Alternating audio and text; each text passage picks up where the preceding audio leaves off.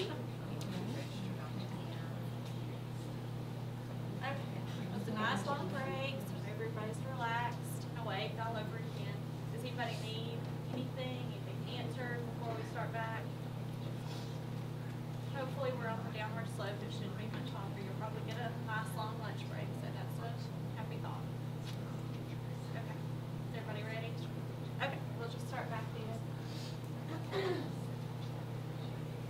Okay, we talked about Flippy Dolphin and how that just helps the kids practice changing their vowel sounds out.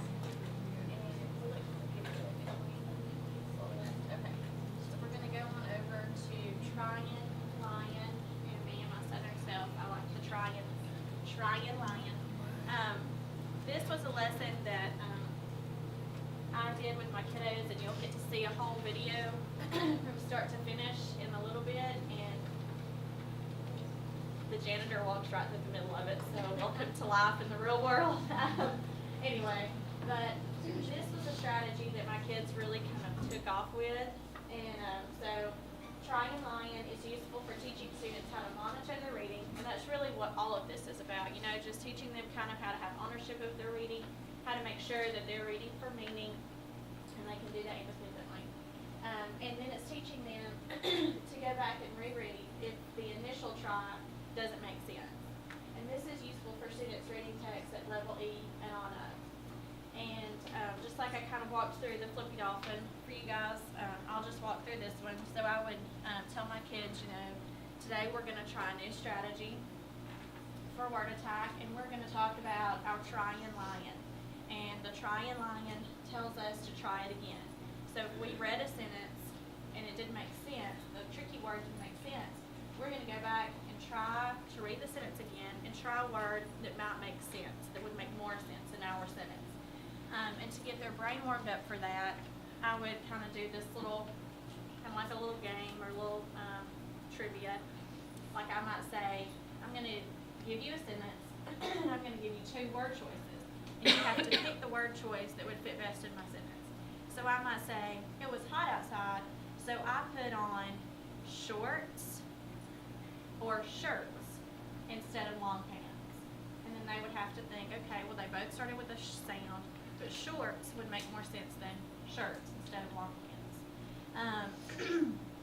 Another one, before I go to school, I need to brush my hair.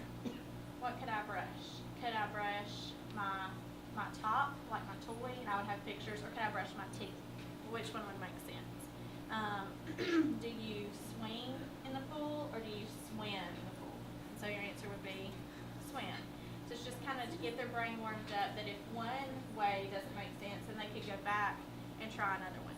And like I think we talked about with lips the fish, getting your mouth ready to say that word, it's kind of the same thing. You're teaching them, you know, to look at that beginning sound. Kind of like with eagle eye and lips the fish, you're teaching them to look at that beginning sound, get their mouth ready, make a try at it. If it doesn't make sense, then be the trying lion, don't give up, go back and try one that makes sense. So, you know, they might have said, like here's another example.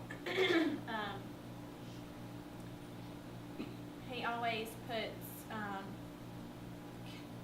on his hamburger. So then they could, you know, think of some different options, catch up on his hamburger. But it's just to teach them to go back and try again, to use those strategies like lips the fish, like eagle eye, and put those together and keep working if that first try doesn't make sense. And so after we had done that little warm-up, then I would go and share with them. Then I would share this little tool with them. And this would take the place, like I said, of my whiteboards or maybe letter tiles. This would just be in my word work section.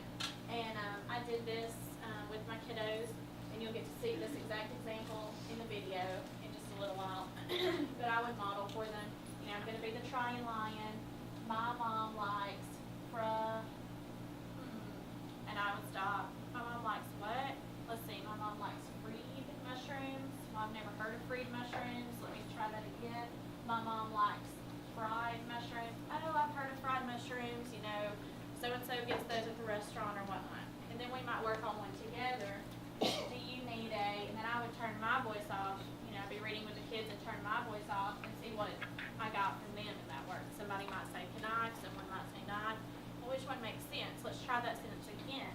Billy Bob said knife. Do you need a knife to cut the ham? Well, we don't use a knife. What is something we use? Little Sally said knife. Let's see if that works. Let's try it again. Do you need a knife to cut the ham? And then I would give them their whisper phones and let them work on the bottom sentences and just go around and see how they're trying their strategies out, or that strategy out. And then we would put it back into the text.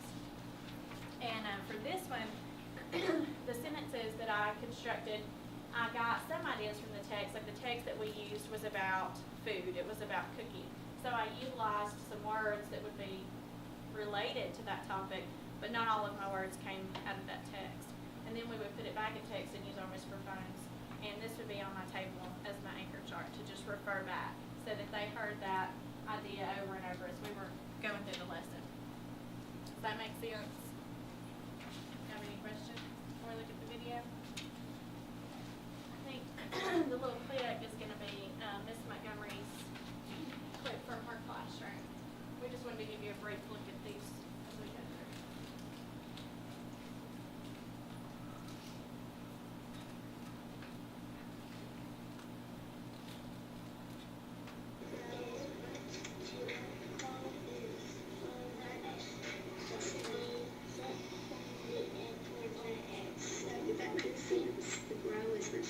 Let's go back and look at that word some more. So what might make sense? What is too cold for their eggs? Where's it cold? Ground. Good. What do you think?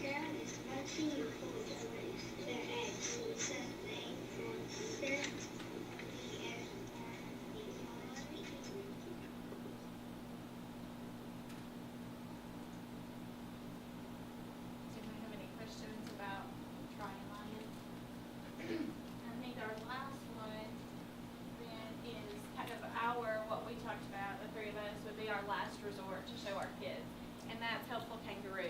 We don't really have anything to share with you for that, I don't think. We said it would be our last resort, and you just teach students to do this when all of their other strategies have failed. And that would obviously be useful for students at any level from AA on up. But in teaching these strategies, we want to make this the strategy that is the least used. And so when they've tried everything else they know to try, then they can come to the teacher and ask for help. They can ask a buddy next to them, that kind of thing, a peer helper. But we want just to teach them and the parents as well that this would just be the last resort, the last option for them.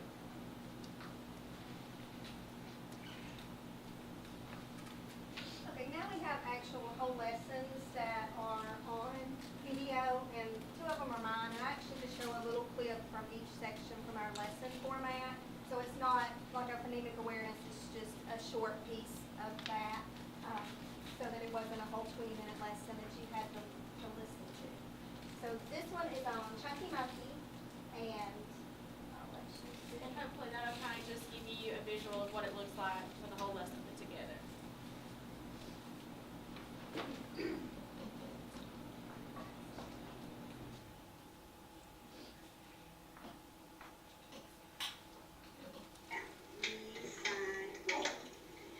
Try this one with me.